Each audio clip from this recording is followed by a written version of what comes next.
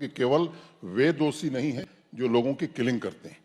मुझे लगता है उनसे ज्यादा अपराध उनका है जो इस पूरे इकोसिस्टम को बढ़ाने में मदद करते हैं।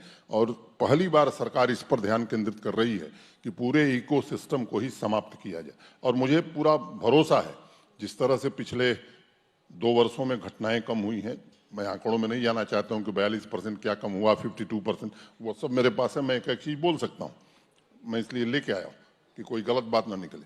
मैं केवल ये कहना चाहता हूं कि वहां के अवाम को कोई दिक्कत नहीं, और मेरा स्पष्ट मंतव्य है कि सामान्य आदमी के लिए किसी प्रशासन और किसी सरकार को काम करना चाहिए। कुछ खास लोगों के लिए काम हो इसका अर्थ नहीं होता है।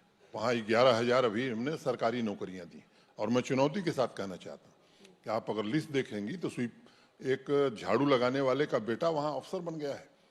गांव के गरीब आदमी का ठेले पर सब्जी बेचने वाली की बेटी आज ऑफिसर बन गई है।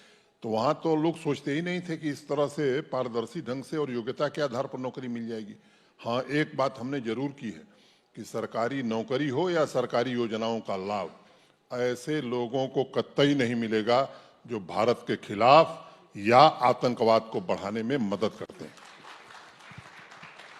एक चीज जो थोड़ा परेशान करती है मनोज जी, वो ये कि हर साल हम देखते हैं जो आतंकियों के मारे जाने का आंकड़ा होता है 200 से 250 के बीच में हम देखते हैं।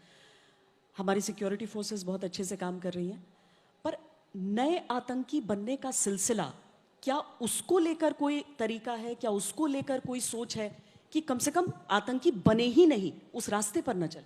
मैंने इसीलिए इकोसिस्टम की बात की। जो सामने दिखता है उसके अलावा बहुत सारे लोग हैं जो आपके साथी भी हैं, जो इंटेलेक्चुअल भी हैं, जिनको दुनिया के दूसरे देशों में बड़ी मान्यता है, जो टेरर फंडिंग में इन्वॉल्व हैं, जो बिजनेस में हैं। मुझे लगता है कि इन सब पर एक साथ काम करने की कोशिश हो रही है, और मुझे लगता है कि माता वैष्णो देवी की कृपा ऐसी रहेगी कि इस पूरे इकोसिस्टम को समाप्त करने में जरूर सफलता मिले, क्योंकि ऐसी दृष्टि कभी मुझे लगता है कि नहीं थी भारत सरकार की। क्योंकि जिन लोगों से खतरा था उन्हीं को जहाज से ले आकर के इलाज कराया जाता था। जो लोग शांति के लिए सबसे बड़े खतरे थे उन्हीं से बात होती थी। मैं समझता हूं कि अब सॉफ्ट सेपरेटिज्म से बात की जाए, ये जमाना लद गया है। बात उसी से होगी जिसकी आस्था भारत और भारत के तिरंगे में होगी, किसी दूसरे से बात नहीं होगी। तो आज कश्मीर का स्टेक होल्डर्स कौन है जिनसे बात होनी चाहिए? कश्मीर की जनता सिर्फ जी भाई, सब लोग उसमें आते हैं। जी अगर कोई पॉलिटिकल पार्टी